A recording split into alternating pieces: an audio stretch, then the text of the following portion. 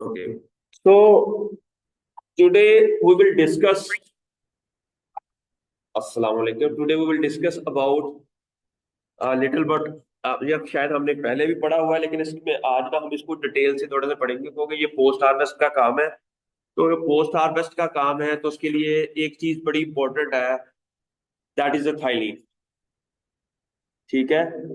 तो हम इथाइलिन के बारे में हर शय पढ़ेंगे, इसकी डिटेल। ठीक है, इथाइलिन क्या होती है, इथाइलिन कैसे प्रोड्यूस होती है, इथाइलिन क्या क्या रोल है ड्यूरिंग डेवलपमेंटल स्ट्रेस और पोस्ट हार्वेस्ट के दौरान। ठीक है। और इथाइलिन को कैसे कंट्रोल किया जा सकता है, इसको कंट्रोल करने के लिए कौन कौन से मॉलिक्यूलर मैकेनिज्म्स हैं, बायोकेमिकल पाथवेज हैं, फिजियोलॉजिकल पाथवेज हैं, ये कैसे डिस्कवर हुई, कब डिस्कवर हुई। क्योंकि पोस्ट हार्वेस्ट मैनेजमेंट के अंदर सबसे बड़ा रोल जो है हमारा, वो थाइलीन की मैनेजमेंट का है। ठीक है। तो यहाँ ये जो कोर्स है, ये जो आज का टॉपिक है, वो it's almost all about ethylene. ठीक है। We will study about ethylene. तो इथाइलीन के बारे में ये जो इसकी डिस्कवरी कैसे हुई, इसका इंट्रोडक्शन हम पढ़ेंगे। इसके फंक्शंस क्या क्या करती है इथाइलीन, और फिर इसका बायोसिंथेसिस पाथवे क्या होता है, इसका सिग्नलिंग पाथवे क्या है, और फिर ये और इसका रोल क्या है प्लांट के डिफेंस के अंदर, प्लांट के अंदर इसका क्या रोल है। ठीक है। डिस्कवरी हुई थी ये एक ना 1901 में। ये जो 1901 में एक डमिट्री, एक अंडरग्रेड स्टूडेंट था रशिया में। रशिया में क्या था, they are an undergrad student who was actually working on medical institute trying to grow peas in laboratory, and noticed that they were very short. They were growing a pea plant in the laboratory, and he noticed that the pea plant is very short. Why? And they don't know why this happened, and uh, because the stem जो थी ना उसकी, they become short and width increases in size, and there is a hook like structure. There is a hook like structure. There are three effects when the ethylene is he actually want to there is a lot of ice and snow, and in cold winter, so you cannot produce any vegetable outside the house. So he tried to grow plants inside the house, inside the laboratory, so that this technique can be used or commercialized, so that we can grow vegetables or fruits during winter season, or when there is no uh, uh, uh, outside temperature available for the growth of the plants. So actually, when they tried, because there was a lamp there was no electricity at that time, so they tried lamp. This lamp, they contain ethylene. When they burn, they produce ethylene. When they attack the ethylene on they spray the ethylene, or they ignite the lamp, they produce ethylene. Because of this ethylene, there is a three response he observed in the plants. One is short shorting of the stem, and thickening of the stem. Short, thick, and hook like structure. What does it mean? फर्ज किया हमारे पास यहाँ पर छत हो, और अगर हमारी ग्रोथ हो रही हो, तो अब हमारी ग्रोथ नेक्स्ट क्या होगी, ऐसे होगी, something like that. Ethylene was there and he cannot cross this barrier. He just think that there is a roof or some stone there, so they cannot go up. So they just bend, and they तो उसको ये bending हुई, तो after that there is a hook like structure was produced in the plant. There is three triple response that is known as ethylene triple response. He observed in 1901. He was a botanical student at St. Petersburg, Russia. So this was the accidental discovery. After that, there is also some historical evidences of ethylene that in ancient Egyptian, they called this a fig gas. They burn increases in closed room to enhance the ripening of the pear. They burn these gases too so that they can enhance the ripening of the pear. And similarly, in 1860, a leak of gas from the street light shows that the stunting of the growth, twisting of the plant, and abnormal thickening of the stem. The same thing was observed. And the coal gas lamp ethylene as produced by the uh, it means that there is a ethylene triple response. Means whenever the ethylene is applied on the plant, there is a three response. One is shortening of the stem and thickening of the stem and hook-like structure. This is a three response that is observed by many scientists around the world when you applied ethylene on the plants. So this is known as ETR. मैंने पहले बताया कि फर्ज किया ethylene जब ऊपर होती है ना तो वो उसको लगता है, मैंने पहले बताया ना कि इथाइलिन गैस होती है, लेकिन उस गैस को ये ऐसा महसूस करता है जैसे उसके ऊपर कोई चट्टान आ गई है। क्या आ गई है? बैरियर आ गया है। और उस बैरियर से बचने के लिए वो अपने आप को झुका लेती है। ठीक है। और जिसकी वजह से उसकी ग्रोथ स्टंट हो जाती है और वो सारे का सारा काम उसके अंदर ये हो जाता है। 1917 में डाउट, ये डाउट एक साइंटिस्ट का नाम है, they discovered that ethylene also stimulate abscission of the leaf. ठीक है। And then 1934 Gain reported that plants synthesize ethylene. It means biosynthesis of ethylene was discovered in 1934. What is a biosynthesis? What is synthesis of some chemical inside a living organism? Inside a living organism. भी सबसे पहले तो उदाहरण जब लोगों ने ये discover किया कि they have a response, they have a triple response. अब नेक्स्ट क्वेश्चन ये है कि whether ethylene is also produced inside the plant or it can only be produced artificially. This is the question that comes into your mind when you talk about ethylene. सबसे पहले लोगों ने जब observe किया कि ये थाइलिन है, ये गैस है, पौधों को लगाई जाती है तो थ्री ट्रिपल रिस्पॉन्स आता है। अब आप देखें कि गेन के जमाने में है। ठीक है। तो अब गेन के जमाने में आपके कुछ जहन पे क्वेश्चन क्या आएंगे कि क्या इथाइलिन सिर्फ बाहर ही प्रोड्यूस होती है, क्या पौधे के अंदर भी प्रोड्यूस होती है? क्योंकि जब इन्होंने कहा कि जब हम इथाइलिन को स्प्रे करते हैं तो पियर की राइपनिंग हो जाती है, पियर की राइपनिंग हो जाती है। There is a question rises. ठीक है। अब इस क्वेश्चन के आंसर देने के लिए गेन ने ये डिस्कवर किया कि yes, plant also synthesize ethylene. अब ये कैसे किया होगा इसने ये काम? आप गेन है, आप 1934 से पीछे हैं, सही है। आपको एक एक्सपेरिमेंट बताने जाए, एक एक्सपेरिमेंट करो कि आप ये डिस्कवर करो कि क्या इथाइलिन प्रोड्यूस होती है प्लांट्स के अंदर। What you will do? ऐसे कुछ प्लांट्स होते हैं जो मिट्टी में होते हैं। I'm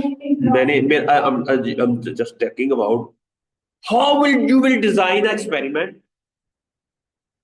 Ethylene is produced by the plant. आप एक साइंटिस्ट हैं, क्रिएटर सोचे थे कि आप 1933 के जमाने में हैं, उस टाइम नहीं पता लगा था कि इथाइलिन कैसे प्रोड्यूस होती है प्लांट्स।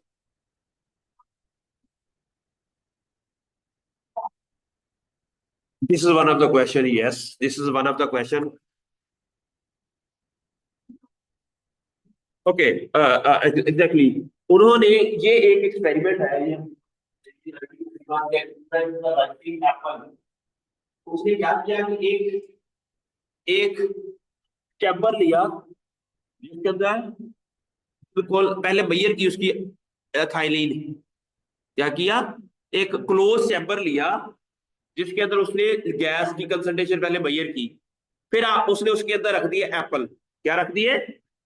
अब उसने देखा कि क्या इथाइलिन की या गैसेस की कंसंट्रेशन बढ़ रही है या कम हो रही है।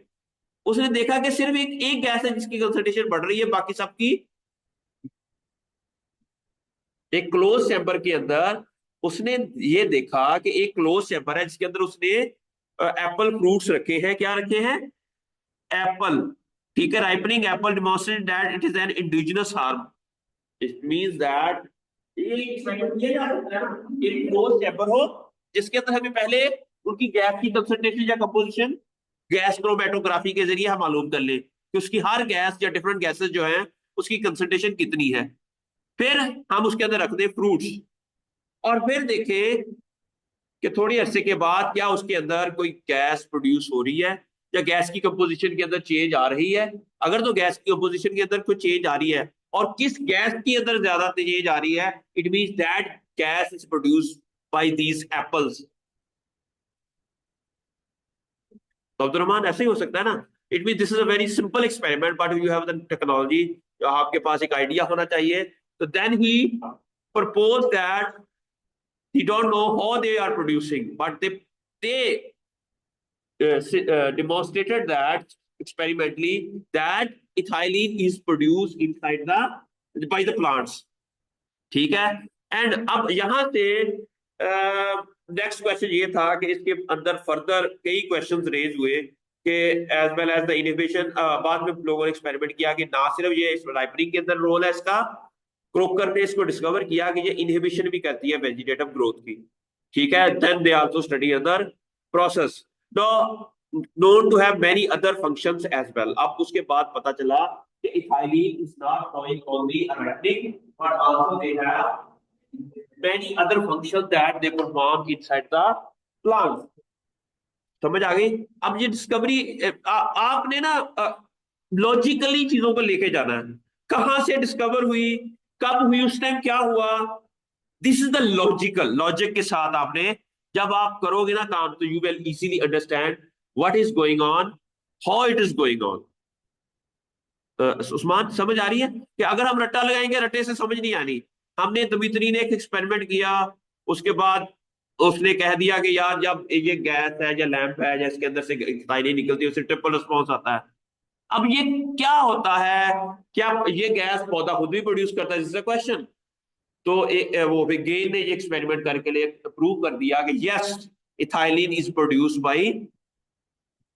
अब नेक्स्ट क्वेश्चन ये है कि ये कैसे प्रोड्यूस करता है, ये क्वेश्चन है। ठीक है।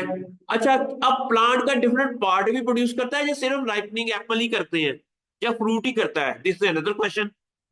अगर इसके अंदर प्रोड्यूस होता है तो ये कैसे होता है?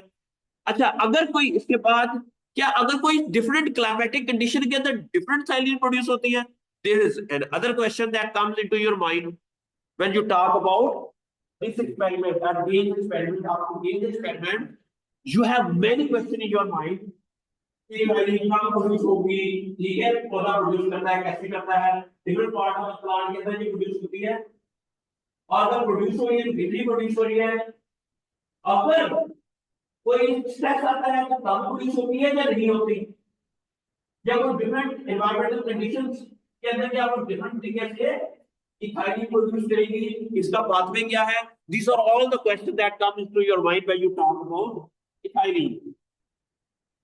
समझ आ रही है बच्चों? तो इस तरीके से जब आप पढ़ोगे you can have a better understanding of the phenomenon of ethylene. ठीक है। अब क्वेश्चन ये है कि इंट्रोडक्शन, अब लोगों ने क्या किया कि इसकी कितनी कंसंट्रेशन है जो प्लांट के अंदर रिस्पॉन्स पैदा करती है, बहुत ज्यादा, बहुत कम। अब ये है ना, अब बहुत ज्यादा अगर हम दे तब ये रिस्पॉन्स देती है, जब थोड़ी सी भी थाइनिन दे दी जाए तो रिस्पॉन्स आ जाता है। तो उन्होंने कहा कि okay, just 0.1 ppm and cause markable marked physiological effect. 0.1 ppm, it's very little amount of ethylene. अगर हमारे पास 10 लाख किसी गैस के मालिक अदर मालिक्यूल हो तो उसके अंदर सिर्फ 0.1 molecule of ethylene that has a drastic effect, physiological effect on plants. So some of the inhibitory effects attributed to oxygen are not known to be caused by ethylene. पहले कहा जाता था कि ये जो इनहिबिटरी इफेक्ट है ना ये ऑक्सीजन काज करती है, लेकिन वो उन लोगों ने क्या किया था कि ऑक्सीजन की कंसंट्रेशन ज्यादा यूज कर ली थी। तो ऑक्सीजन, हर मैंने बताया ना कि जहर होती है। जहर किसे कहते हैं?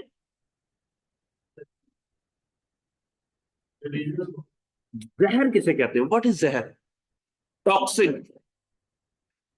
किसी भी केमिकल की वो कंसंट्रेशन जो किसी बंदे, किसी ह्यूमन बॉडी के लिए नुकसानदेह हो, उसे हम जहर कहेंगे। उसे क्या कहेंगे? जहर। अगर, या प्लांट्स के लिए, किसी भी लिविंग ऑर्गेनिजम्स के लिए ना, अब कहा जाता है कि 1 ppm अगर हम ऑक्सीजन पौधों को देते हैं तो पौधे की ग्रोथ बड़ी अच्छी हो जाती है। लेकिन अगर हम 1 ग्राम दे दें तो डेथ हो जाती है पौधे की। वो जहर बन गई। वो क्या बन गई? आपको पता है कि वियतनाम वार जब हुई थी तो अमेरिकन ने वियतनाम वार के अंदर एक खुफिया जो थी ना उनकी, एक लॉन्च, क्या किया था? एक लॉन्च किया था उन्होंने, एक प्रोजेक्ट जिसका नाम उन्होंने ऑरेंज रखा था। क्या नाम रखा था उसका? पता नहीं, येलो ऑरेंज क्या नाम, इस तरह का कुछ तरह का ऑरेंज, ये जो सिट्रस है, इसके नाम पे ना उन्होंने एक प्रोजेक्ट लॉन्च किया। उसके अंदर क्या था कि different concentration, high concentration of oxygen was used on the open area of the fields, crop, और उससे उसके अंदर टॉक्सिक केमिकल्स थे, साथ में ऑक्सीजन भी थी। उसने पूरा एरिया जो था ना वियतनाम का, जहां पर क्रॉप ग्रो हो रही थी, वो डिस्ट्रॉय कर दी है। अमेरिका ने किया था वो, ऐसा ही है ना? जो क्या किया था उसमें? हाँ, सब तबाह कर दिए थे ना। ये कितने बड़े जालिम थे ये ना। तो ये वो सारी ऑक्सीजन की इनहिबिटरी इफेक्ट थे। लेकिन आप इसी तरह की एक जो ऑक्सीजन के इनहिबिटरी इफेक्ट के ऊपर एक मूवी भी बनी हुई है इंडिया में, जिसे कहते हैं मत्रु की बिजली का मंडोला। मत्रु की बिजली का मंडोला, पता नहीं इस तरह का नाम है उसका। उसके अंदर एक एग्रीकल्चर, आपकी तरह का पड़ा हुआ एक हीरो, जो उसका हीरो है वो एग्रीकल्चरिस्ट होता है। You must see that movie. He is a BSc honour agriculturist. ठीक है।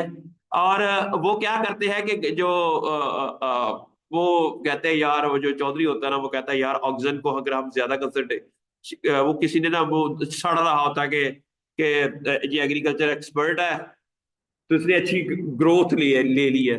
तो कोई उसको बताता है कि यार इसी जो ये जो केमिकल ये स्प्रे कर रहा है ना, इसी से इसकी राइस की जो फसल है, हाँ, अब इसी को हम इसी से केमिकल से इसको तबाह कर देंगे। इस तरह की वो उसके अंदर कहानी है। तो आप, you must see that if you want.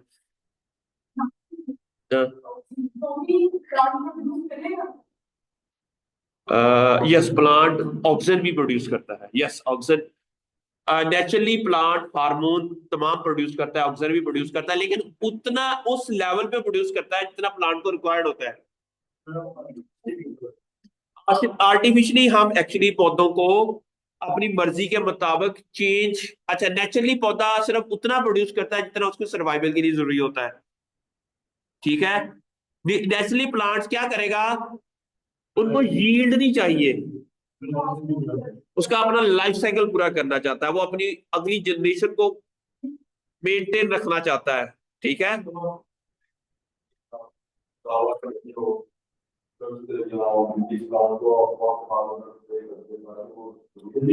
जल्दी ग्रो हो सके ना।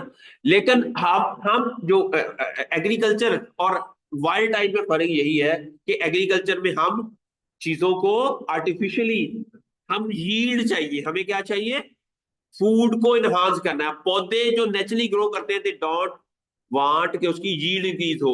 वो चाहते हैं कि उनकी सेहत ठीक रहे, उनकी कुछ सेहत रहे, उसकी आने वाली जनरेशन रहे।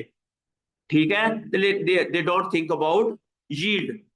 ठीक है। तो इसलिए हम जो आर्टिफिशियली ये थाइलिन इसलिए देते हैं कि ताकि उसकी यील्ड इनहांस हो जाए। ठीक है।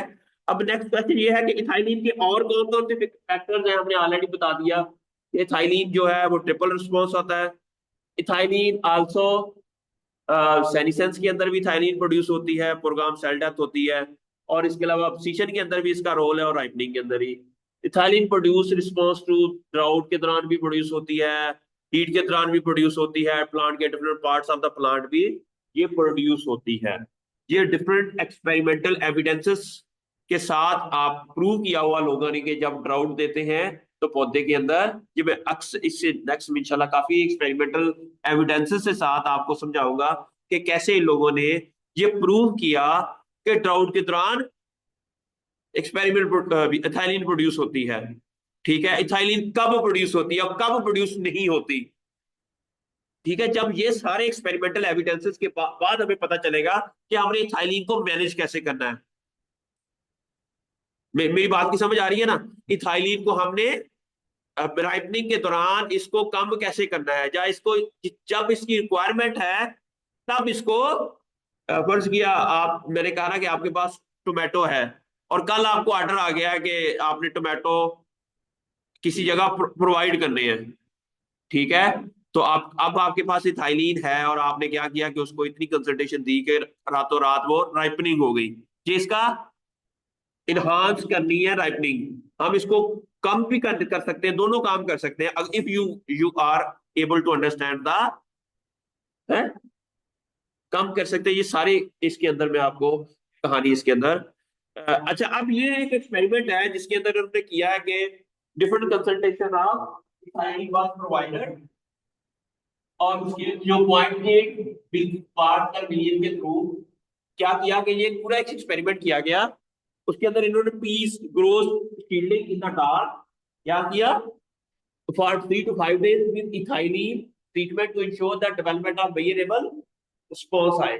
फिर कंट्रोल ग्रुप भी रखा साथ में, group of shielding group without ethylene serves as a control. ये एक्सपेरिमेंट ऐसे किया गया। फिर मेजरमेंट कैसे की ली गई कि measure stem hypocotyl length to assess elongation, inhibition, measure stem diameter. फिर इसके अलावा observe and quantify the angle of apical hook.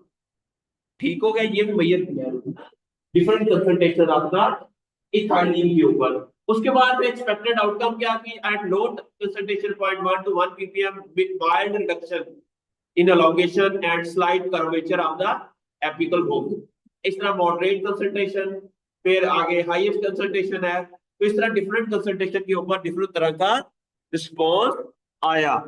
ठीक है, तो इस तरह आप एक्सपेरिमेंटल एविडेंसेस के साथ आप मालूम कर सकते हैं कि what is going on, ethylene कितनी कंसंट्रेशन के ऊपर कैसा इफेक्ट देती है, और कौन सी कंसंट्रेशन इनहिबिटरी है और कौन सी कंसंट्रेशन टॉक्सिन नहीं करती। अब एक और बात, पौधे को इथाइलिन चाहिए क्यों? अगर इथाइलिन पौधे की के अंदर प्रोड्यूस नहीं ना होगी तो रूट्स नहीं बनेगी। पौधे के अंदर अगर इथाइलिन नहीं ना बनेगी तो रूट्स नहीं बनेगी। रूट्स के बनने के लिए इथाइलिन का बनना लाजमी है। वेजिटेटिव से रिप्रोडक्टिव ग्रोथ की तरफ ट्रांजिशन के लिए इथाइलिन का बनना लाजमी है। अब हम कहते हैं ना कि सिट्रस को जब हम ड्राउट स्ट्रेस देते हैं तो फ्लावर बनना, फ्लावर बड बनना शुरू होती है। उस फ्लावर बड बनने के लिए भी इथाइलिन का बनना, अगर इथाइलिन नहीं बनेगी तो there is no formation of reproductive buds. जो रिप्रोडक्टिव बर्ड्स हैं वो नहीं बनेगी। It means that there is a need of ethylene. You can not completely plant के अंदर नहीं कर सकते कि कंप्लीटली ऐसा कोई सिस्टम स्टैब्लिश कर दे कि उसके अंदर इथाइलिन बने ही ना। हम क्यों करना चाहते हैं इथाइलिन ना बने? ताकि राइपनिंग डिले हो सके, ताकि राइपनिंग। लेकिन अगर हम इस सिस्टम को पूरी की पूरी तरीके से इसको अंदर लॉन्च करेंगे तो क्या होगा कि प्लांट की ग्रोथ ही कम हो जाएगी। ठीक है, राइपनिंग उसकी डिले हो जाए लेकिन उसकी यील्ड ही नहीं आएगी, तो हमारे पास कोई अच्छा यील्ड वाला प्लांट ही नहीं आएगा। Because for every aspect of the plant growth and development there is a need of ethylene. ठीक है, समझ आ रही है आप लोगों को? अब ये एक एक्सपेरिमेंटल एविडेंस है। हमने ये पढ़ा था कि इथाइलिन बनती कैसे प्लांट के अंदर? सैम में कन्वर्ट हो जाता है, सैम से एसीसी बनता है और एसीसी से इथाइलिन बनती है थ्रू ऑक्सीडेशन। ये हमने पढ़ा हुआ है। ये है इथाइलिन का बायोसिंथेसिस पाथवे ठीक है। अब पाथवे बनने के बाद क्या होता है, जब इथाइलिन बन जाती है उसके बाद जो ईटीआर आता है, इथाइलिन ट्रिपल रिस्पॉन्स आता है, वो कैसे आता है, उस दौरान कौन से जीन्स एक्टिवेट होते हैं। This is another story, what happen to the plants when ethylene is produced. अच्छा, अब कहा जहां पर मैं आपको एक पहले मैं थोड़ा सा बता दूं, इसका ना पाथवे को थोड़ा सा बता दूं कि बनने के बाद क्या करती है। अब ये आप लोगों को समझ आनी है पिछले सारे। अच्छा, अब ये देखिए यहां पर एक ना इथाइलिन बनती है, ये जो ये एक ना, एक तो है पीले वाला निशान, एक है ये वाला निशान। अगर कोई ये वाला निशान हो ना, इसका मतलब है ये इसको इनहिबिट कर देती है, रोक देती है। क्या कर देती है, रोक देती है। ठीक है। अब रोकने का मतलब है कि काम नहीं करने देती। ठीक है। अब इसका मतलब ये है कि जब ये प्रोड्यूस होगा तो ये जीन एक्टिवेट होंगे। समझ आ गई। अच्छा, इट मीन इथाइलिन क्या करती है कि ईटीआर, मैंने कहा था ईटीआर, उन्होंने जीन का नाम, जो पहला जीन जिसके ऊपर इथाइलिन बनने के बाद एक्ट करती है उसका नाम क्या दे दिया इन्होंने, क्योंकि इथाइलिन ट्रिपल रिस्पॉन्स के नाम पे। अच्छा, अब ये बताता हूं कि इथाइलिन क्या है। फर्ज किया तो ये है सीटीआर, ये है ईटीआर। फर्ज किया ये है ईटीआर, ये मेरे हैंड्स हैं, ये क्या है, ईटीआर। इसके नीचे है सीटीआर। ठीक है। और ये है कॉपर, ये क्या है, कॉपर। ये यहां पर है प्रोटीन के दरमियान में, यहां पर कॉपर, क्या है, कॉपर। ईटीआर के दरमियान में कॉपर है। इथाइलिन क्या करती है कि इसके साथ बाइंड करती है आगे, और इस ईटीआर को रिमोल्ड कर देती है। क्या कर देती है, इसको स्ट्रक्चर को थोड़ा सा चेंज कर देती है। जब ये चेंज करती है ना, तो ये जो सीडीआर है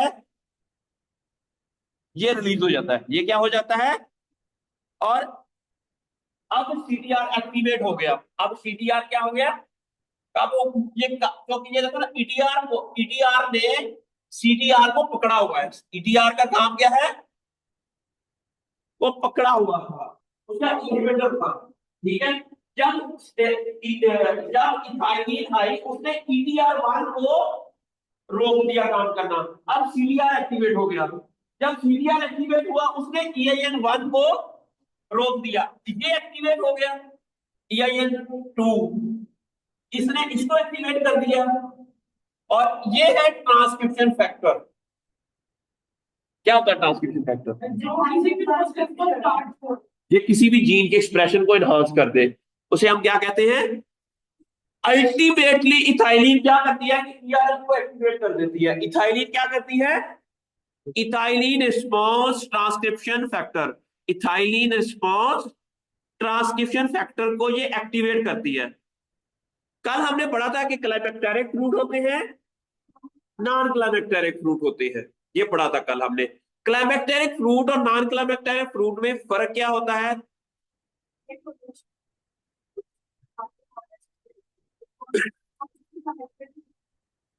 अच्छा, जो क्लाइमेक्टेरिक फ्रूट होते हैं उसके अंदर थाइलिन की प्रोडक्शन एकदम तेज हो जाती है, लेकिन जो नॉन क्लाइमेक्टेरिक फ्रूट होते हैं उनमें तेज नहीं होती। जो क्लाइमेक्टेरिक फ्रूट होते हैं उसके अंदर रेस्पिरेशन हार्वेस्टिंग के बाद यकदम इंक्रीज हो जाती है, लेकिन नॉन क्लाइमेक्टेरिक के अंदर रेस्पिरेशन का लेवल इंक्रीज नहीं होता। जो क्लाइमेक्टेरिक फ्रूट होते हैं, एक चीज जो उसके अंदर होती है वो ये है कि वहां पर शायद मेरे पास एक टेबल है, फिर वहां से आपको समझ आ जाएगी। बल्कि कल मैंने वो जो आर्टिकल शेयर किया था ना, अ, ये वाला, के अंदर बड़ा खूबसूरत बनाया हुआ है, ये देखें। ये सुनील समझ आ रही है कि क्या लिखा हुआ है, रेस्पिरेशन रेट। ये कुर्तलन पढ़ो इसको, ये क्या लिखा हुआ है? Carrying foods respiration rate increases sharply during diabetes, and in non-carrying foods the respiration rate has no significant change during diabetes. समझ आ गई? There's no change in ripening. Next. High production and essential for ripening. Ethylene जो climacteric fruits में essential होती है. Because I know ethylene production in non-climacteric fruits. Increases significantly during ripening due to starch breakdown. Sugar content वो increase हो जाता है किसके अंदर? क्लाइमेक्टेरिक फ्रूट के अंदर जो शुगर. अब अच्छा, अब क्वेश्चन ये है, हमने ये क्वेश्चन रेज किया था कि there is a difference between the climacteric fruit and non climacteric fruit. अच्छा, अब हमने देखा, अब हमने एक एक्सपेरिमेंट किया. हमने एक एक्सपेरिमेंट ये किया, हमने एक नॉन क्लाइमेक्टेरिक फ्रूट लिया. क्या लिया? नॉन क्लाइमेक्टेरिक फ्रूट लिया. स्ट्रॉबेरी ले ली हमने. क्या ले ली? स्ट्रॉबेरी ले ली. हमने स्ट्रॉबेरी को देखा कि जब वो फ्रूट उसके ऊपर लगा हुआ था ना, प्लांट के ऊपर, हमने मैयर ये सारे चीजें की. हमने रेस्पिरेशन रेट भी मैयर किया, इथाइलिन प्रोडक्शन भी मैयर की, शुगर कंटेंट भी मैयर किया. When the strawberry is just attached with the plant, फिर हमने उसको किया हार्वेस्ट. हार्वेस्ट करने के 1 घंटे के बाद फिर हमने मैयर किया, 2 घंटे के बाद फिर मैयर किया, 3 के बाद किया, 2 दिन के बाद किया. तो हमने देखा कि क्या इफेक्ट हुआ है इन सारे पैरामीटर्स के ऊपर. रेस्पिरेशन रेट के ऊपर, शुगर कंटेंट के ऊपर, इथाइलिन की प्रोडक्शन के अंदर, एसिड कंटेंट उसका क्या हुआ है, सेल वॉल डिग्रेडिंग एंजाइम जो है, सेल वॉल क्या होती है, किसकी बनी होती है? सेलुलोज की. सेलुलोज की और पेक्टिन की, हेमीसेलुलोज की. अब इसको डिग्रेड करने वाले एंजाइम्स क्या होंगे? सेलुलेसेस, प्रोटीएसेस जो प्रोटीन को डिग्रेड करते हैं. जो सेल वॉल को डिग्रेड करते हैं सेलुलेसेस, जो पेक्टिन को डिग्रेड करते हैं वो पेक्टिनेसेस, या उसको पेक्टोग्लाइकोडिनेसेस कहते हैं उसको. ठीक है, मेरी बात की समझ आई ना? अब ये सारी चीजों का हमने मालूम कर लिया स्ट्रॉबेरी के अंदर. ठीक है, सिट्रस के अंदर, ग्रेप्स के अंदर, ये सारे हैं नॉन क्लाइमेक्टेरिक फ्रूट. क्या है? Non climacteric. सिमिलरली हमने बनाना, टोमेटो और एप्पल के अंदर भी मैयर कर लिया. बनाना, टोमेटो और एप्पल के अंदर भी बिफोर हार्वेस्टिंग हमने ये, फिर हमने हार्वेस्टिंग के बाद भी मैयर कर लिया. क्लाइमेक्टेरिक है एप्पल जो है वो, क्लाइमेक्टेरिक है. ठीक है, समझ आ गई आपको? अब हमने हार्वेस्टिंग के बाद भी मैयर किया तो ये कैरेक्टरिस्टिक्स आई. ये ऐसे नहीं आया हुआ, ये डाटा जनरेट कर दिया. This is data that is generate by doing a lot of experiment, और उन एक्सपेरिमेंट की बेसिस के ऊपर लोगों ने ये मैयर किया कि क्लाइमेक्टेरिक फ्रूट के अंदर क्या होता है. जी, अब ये सारा आप पढ़े, आप जी आप पढ़े. sugar content in climacteric fruits increase significantly during ripening due to starch breakdown. And in non-climacteric fruits में relatively constant after harvest. Harvesting के बाद भी शुगर कंटेंट बहुत ज्यादा इंक्रीज नहीं हुआ. अच्छा, अब मैंने क्या बताया था कि जो नॉन क्लाइमेक्टेरिक फ्रूट है उसको हार्वेस्ट उस वक्त करना चाहिए जब वो फुल्ली राइपन हो जाए. राइपनिंग के बाद उसकी एक राइपनिंग नहीं होती उसकी. ये एक्सपेरिमेंटल एविडेंस हो गया ना. ये क्या कहा है इन्होंने कि देयर इज दो चेंज इन शुगर कंटेंट, दो little change during ripening. Acid content same रहता है, जो पहला रहता है उतना ही बाद में. अगर वो एसिडिक है तो वो मीठा नहीं होगा. अपने हार्वेस्ट कर लिया सिट्रस फ्रूट, अब वो वैसे ही रहेगा.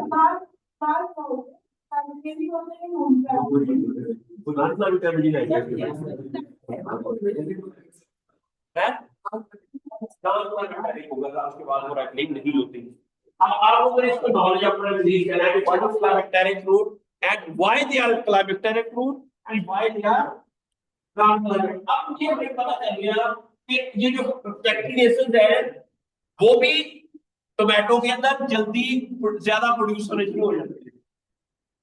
सेलुलेसेस भी ज्यादा प्रोड्यूस होने शुरू हो जाते हैं, और इसकी वजह से सॉफ्टनिंग हो जाती है, इसकी वजह से फ्रूट की डैमेज हो जाती है, राइपनिंग हो जाती है, सॉफ्टनिंग हो जाती है। लेकिन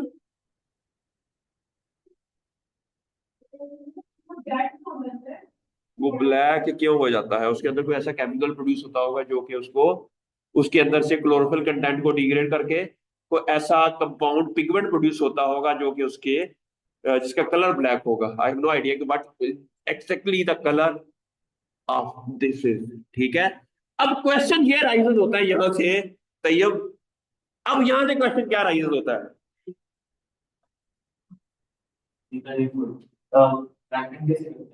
दिस क्वेश्चन ये है कि एथाइलिन बड़ी हो रही है, बड़ी होने के दौरान ये आप हमने कहा कि एथाइलिन की प्रोडक्शन ज्यादा हो रही है, तो ये डिग्रेड हो रहे हैं ज्यादा।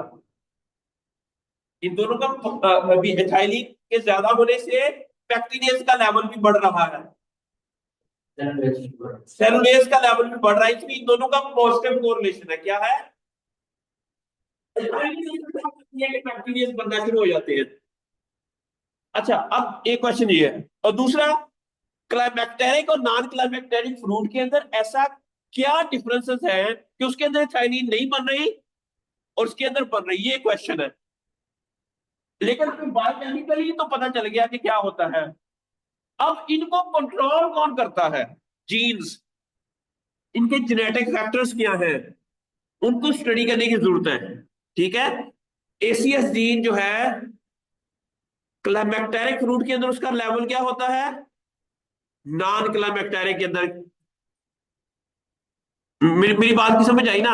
ईटीआर1 जीन जो मैंने अभी हमने पढ़ा था, ईटीआर1 जीन, उसका एक्सप्रेशन क्या होता है इन नॉन क्लाइमेक्टेरिक फ्रूट और क्लाइमेक्टेरिक फ्रूट?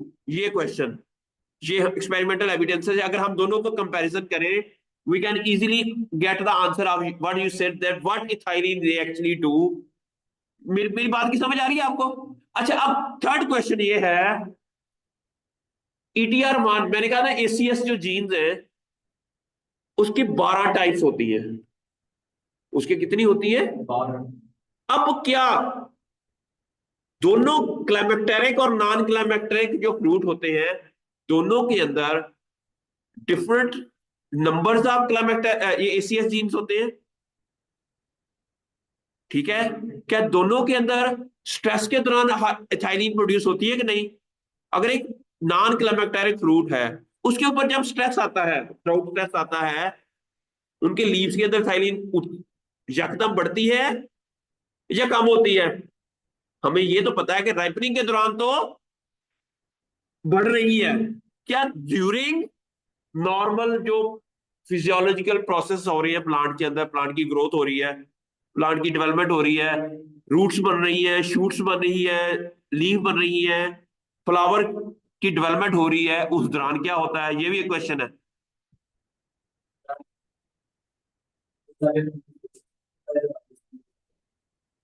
के बाद बंद होता है, क्यों बंद होता है? ये भी क्वेश्चन है कि भी अगर शुगर कंटेंट जितना पहले था उतना ही क्यों रहता है? ये क्वेश्चन है ना आपका। ये ऐसा क्यों होता है, इसके बारे में we need to answer these, to answer these question we need to do some experiments, ठीक है। उसके जेनेटिक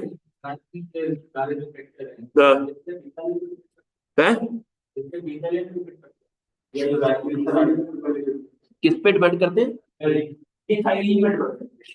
ये एग्जैक्टली मैं अभी यही बताने चाह रहा हूँ कि आपको, ये देख रहे हैं, ये जो एक्सपेरिमेंट था ना मेरा, ये वाला, मैंने ये कहा था कि इसके अंदर इथाइलिन कैसे क्या करती है।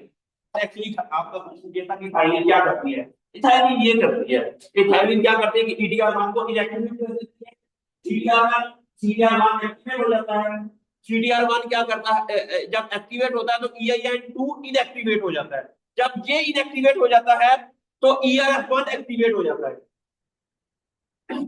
अल्टीमेटली क्या एक्टिवेट होता है? ERF। ERF क्या है? ये एक ट्रांसक्रिप्शन फैक्टर है। अब ये कुछ जीन्स को एक्टिवेट करता है, ये जो टारगेट जीन्स है ना, ये जीन्स है जो पैक्टिनेज बनाते हैं। क्या बनाते हैं? ये जो ERF जिन जीन्स को एक्टिवेट करता है, वो जीन्स हैं जो कि अमाइलेसेस बनाते हैं, स्टार्च को ग्लूकोज में कन्वर्ट करते हैं। उनमें से कुछ जीन्स हैं जो पैक्टिनेसेस बनाते हैं, जो पैक्टन को डिग्रेड कर देते हैं। इन्हीं जीन में से जो ईआरएफ जीन को एक्टिवेट करती है, उन्हीं में से कुछ जीन्स ऐसे हैं जो सेलुलेसेस बनाते हैं। क्या बनाते हैं? जो कि सेलुलोज को ग्लूकोज में कन्वर्ट कर देते हैं। ये इथाइलिन करती है। इथाइलिन क्या करती है? ये वो सारा प्रोसेसेस करती है जो कि क्लाइमेक्टेरिक फ्रूट के अंदर ये चीजें ज्यादा होती हैं as compare to non climacteric fruit. अब ये क्वेश्चन ये है कि ये सारा पाथवे क्या नॉन क्लाइमेक्टेरिक फ्रूट के अंदर भी है? अगर वहां है तो वो, और वो कैसा है? क्या अगर कोई डिफरेंसेस है तो जी। तो नॉन क्लाइमेटिक फ्रूट है ये बात पे होता है। एग्जैक्टली ये होता है दोनों के अंदर है ये। ठीक है, अब ये क्वेश्चन है कि हार्वेस्टिंग से पहले यार वो राइपनिंग तो हो रहा है फ्रूट, जो नॉन क्लाइमेक्टेरिक है वो भी राइपनिंग तो हो रहा है। तो क्या ये जो सारे जो जीन्स हैं ये सारे एक्टिवेट हो रहे हैं वहां? लेकिन जब हार्वेस्टिंग हो जाती है तो फिर क्यों नहीं जीन ये एक्टिवेट होते? These are all the specific questions. ये इसके ऊपर लॉट ऑफ एक्सपेरिमेंट और लॉट ऑफ डाटा हम जनरेट कर सकते हैं कि ये जो एक्सपेरिमेंट है इसके ऊपर little information is available in the literature. ठीक है, तो हम एक एक क्रॉप को उठा के और उनके lot of biochemical transgenic expression, gene expression के डाटे, जीन जीनोम एनालिसिस कर करके we can do a lot of publish a lot of papers. मेरी एक स्टूडेंट ने पीएचडी की इधर से हॉर्टिकल्चर में पीएचडी की है, नौशीन। उसने इथाइलिन बायोसिंथेसिस पाथवे इन बनाना और सिट्रस के ऊपर सिर्फ बायोसिंथेसिस रिलेटेड जो जीन्स है उनके ऊपर काम किया है। लेकिन जो सिग्नलिंग वाले जो जीन्स है ना, इन पे अभी काम नहीं किया। मेरी बात की समझ आ रही है? तो we can do there is a lot of be research data that can be publish on this area. ठीक है, जिसके ऊपर काम किया जा सकता है। समझ आ रही है कि what is ethylene, why ethylene, what happened to the ethylene, क्या वो करती है, what is climacteric fruit, what are non climacteric fruit, why they are non climacteric fruit. ठीक है, तो this are all the question that comes into your mind when you talk about ethylene. अब मैं दोबारा से यहां तक ये, अब ये क्या है? ये क्वेश्चन है जी, तो ये पढ़ो इसको क्या लिखा हुआ है। You can face for undergo multiple forms of okay, अब इथाइलीन इनसेंसिटिव, क्या नाम है कि अगर हम फर्ज किया बैकुला, इसके कान ये बोला हो या उन्हें बहरा होता है, इसको सुने नाम क्या होगा? बहरा हो। ठीक है, ये बहरा हो, इसको गालियां दे तो ये रिस्पॉन्स देगा? फाइलिंग इक्विवेलेंट रिस्पॉन्स का मतलब है कि एक पौधे को अगर जब हम फाइलिंग देते हैं ना तो उसकी कागज छोटा हो जाता है, मोटा हो जाता है, और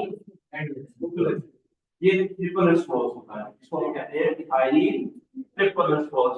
अब ये क्वेश्चन ये है कि अगर EIN2 हमने लिखा था उसके अंदर EIN2, EIN2 क्या है? Ethylene insensitive. अच्छा, सेंसिटिव किसे कहेंगे? मैं थोड़ी सी भी ऊंची आवाज में बात करूं और कुर्तन होना शुरू कर दे, इट मीन ये सेंसिटिव टूवर्ड्स बिस्ती, लाउडिंग। ठीक है, लेकिन अगर इसको जितना मर्जी बोली जाए, कोई कम नहीं करके आना, कुछ नहीं करना, इसे कहेंगे इनसेंसिटिव, और मोस्टली यू आर इनसेंसिटिव। ठीक है, तो सारे आप क्या है, मेरी मेरी बात की समझ आई ना? तो इनसेंसिटिव की समझ आ गई। अच्छा, अब यहां पर ये देखिए, ये एक एक्सपेरिमेंट पहला है। इसमें देखिए कि एक जो ये जो है म्यूटेंट है, ये क्या है? इन सारी सीडलिंग के ऊपर इथाइलिन की स्प्रे की गई, उन सब के ऊपर। बाकी सारे पौधे छोटे रह गए, एक जो है, इसका मतलब क्या है कि इसके ऊपर इथाइलिन का कोई इफेक्ट नहीं हुआ। इसने थाइलिन को इनसेंसिटिव कर दिया।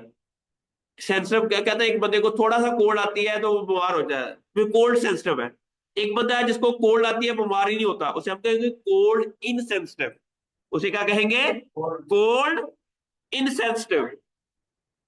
एक ही वैरायटी थी, लेकिन इस प्लांट के अंदर म्यूटेशन आ गई। म्यूटेशन आ गई कि उसका जो कान के अंदर वो बहरा हो गया। जब बहरा, बहरा कहते हैं उसको। ये जो EIN1 है ना, नहीं मैंने कहा वैरायटी सारी सेम है, एक के अंदर म्यूटेशन आ गई। म्यूटेशन आ गई, एक्सरे की म्यूटेशन आ गई। और जिस तरह अभी आपने म्यूटेशन ब्रीडिंग करनी है कि एक पौधे के अंदर म्यूटेशन आ गई। अब म्यूटेशन आई, उससे क्या हुआ कि हम जब हमने थाइलिन की स्प्रे की, बाकी सारे पौधे नॉर्मल थे, नॉर्मल पौधे स्टैंडर्ड ग्रोथ होती है, लेकिन इस पौधे की ग्रोथ नॉर्मल रही। वजह क्या, ये इसके अंदर उस जीन के अंदर म्यूटेशन आ गई जिसने थाइलिन की वजह से रिस्पॉन्स देना था, जिसने थाइलिन की वजह से।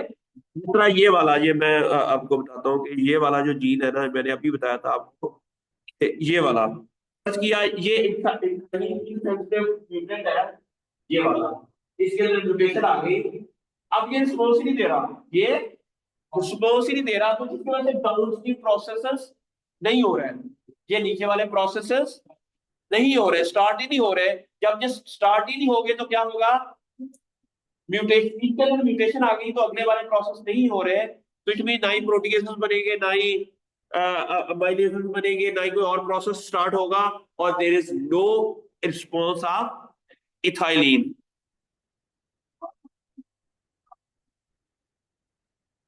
इंट्रोड्यूस कर देना।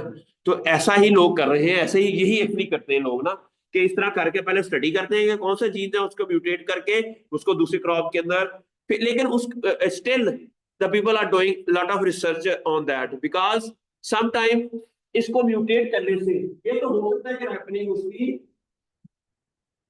डिले हो जाए, लेकिन देयर इज अ पॉसिबिलिटी कि कुछ और पाथवे डिस्टर्ब हो जाए, जिसके उसकी क्वालिटी डिटीरियोरेट हो जाए, जिससे उसे the people are they keep on doing experiments so that we can have a अभी कुछ ऐसी चीज मिल जाए जो कि, अब यहां पर दूसरा देख लो, ये वाला,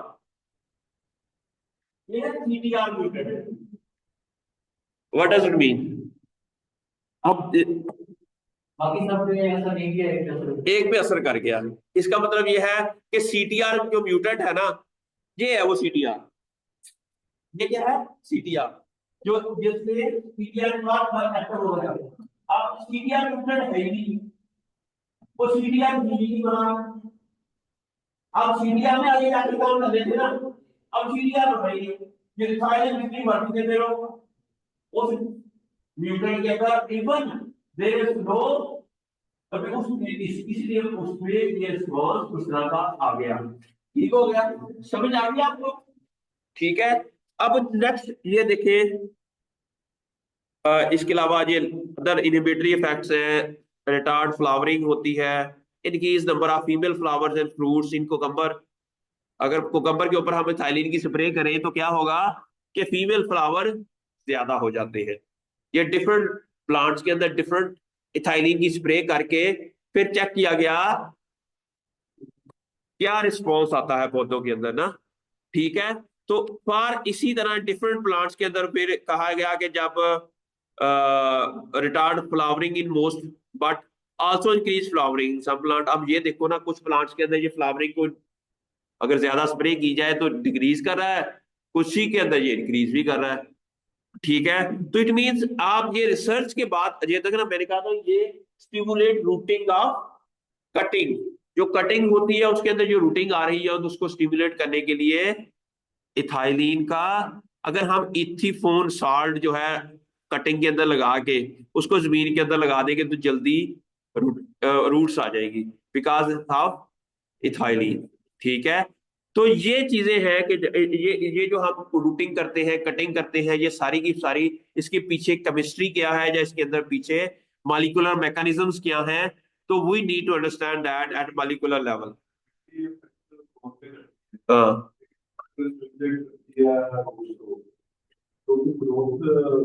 मैंने ये कहा है कि जहर नहीं बनने देना। क्या नहीं बनने देना? प्लांट को पता है कि किस कंसंट्रेशन के ऊपर ये जहर है और किस कंसंट्रेशन के ऊपर ये बेनिफिशियल है। आप जिस तरह, क्या है कि हम हमारी बॉडी के अंदर जब शुगर का लेवल हाई होता है तो इंसुलिन बननी शुरू हो जाती है। इंसुलिन क्या कर देती है कि शुगर के लेवल को कंट्रोल कर लेती है। लेकिन जब शुगर का लेवल लो हो जाता है तो इंसुलिन बनना बंद हो जाती है। तो हमारी बॉडी के अंदर से ही एक सिग्नल जाता है कि वो इंसुलिन की प्रोडक्शन को वो स्टॉप कर देता है। जी वजह क्यों क्या है? अच्छा मैं बस 2-3 मिनट में ठीक है, मैं कॉल करना ठीक है। तो कैंटीन से बैठे हो? ठीक है। ओके, समझ आ रही है आप लोगों को कि इनहिबिट कर देता है growth of lateral buds and supporting apical dominance. ठीक है। ये वो अब छोटे छोटे एक्सपेरिमेंट है। आप डिफरेंट कंसंट्रेशन ऑफ इथाइलिन दे पौधों को, फिर देखिए उसके ऊपर क्या इफेक्ट है। उसके अंदर फीमेलनेस फ्लावर ज्यादा आ गया।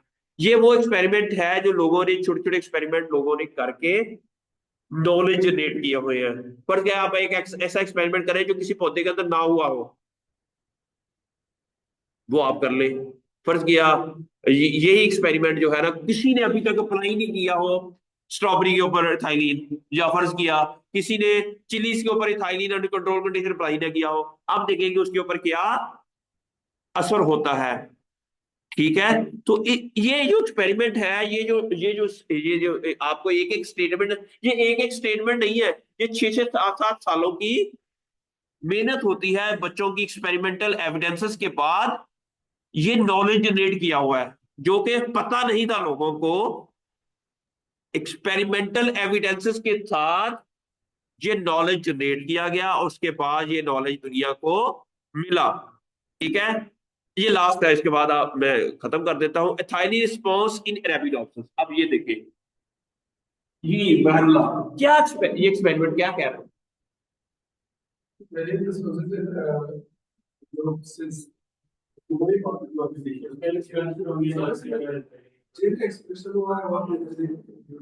अच्छा, इनहिबिशन ऑफ रूट इलोकेशन। अब यहां पर वो कह रहे हैं कि अगर थाइमिन की स्प्रे ज्यादा कर दी और ज्यादा कंसंट्रेशन थोड़ी सी रूट्स की जो हो गई। अच्छा, इसी तरह ही जो लीफ सेल्स है, ये जो ये वाले है ना, जो ये वाला, इसमें क्या हो रहा है कि inhibition of leaf cell expansion को, सेल की जो लीफ की एक्सटेंशन है उसको इनहिबिट हो रहा है। यहाँ पर क्या हो रहा है? Selection of leaf cells. Different plant के अंदर डिफरेंट रिस्पॉन्स है। अब ये ऐसा क्या हो रहा है कि जब इन्होंने देखा कि ये इथाइलिन इंड्यूस जीन एक्सप्रेशन। अब जीन एक्सप्रेशन क्या है? ये जो ERF1 है, इथाइलिन रिस्पॉन्स ट्रांसक्रिप्शन फैक्टर, ये क्या है? इसका एक्सप्रेशन बढ़ गया। इसका एक्सप्रेशन, ये देखे ना, ये अब टाइमलाइन दी है उन्होंने 0, 3, 12, 10, 12 इतने आवर्स के बाद इसका जो एक्सप्रेशन है वो बड़ा है। और उसकी वजह से ये सारा काम इथाइलिन के अंदर जो सेनिसेंस हो रही है, it is because of the increase in the production of ethylene responsive gene. अब इथाइलिन रिस्पॉन्सिव जीन क्या होंगे? Ethylene response transcription factor, amylases, pectinases, proteases. ज़ाहिर इनके जो जीन्स हैं उनका एक्सप्रेशन अगर इंक्रीज हो रहा है तो it means that that is because of the ethylene. ठीक है। अब ये जो स्टोरी है, ये तो एक स्टोरी बिल्ड हो रही है, तो ये सारी स्टोरी इथाइलिन की डिस्कवरी के अंदर, ये तो जस्ट हमारा एक, अभी कई पार्ट और भी होंगे इसके ऊपर। तो इंशाल्लाह we will have a better understanding after 2 to 3 lecture के how ethylene is important, why it is you need to control this during ripening or post harvest management। उसके लिए आपको बेसिक इसका नॉलेज होना चाहिए। और कल इंशाल्लाह नेक्स्ट इंशाल्लाह इसके ऊपर हम वो भी लेंगे, टेस्ट भी लेंगे इसके ऊपर। Hopefully you enjoying the lecture, not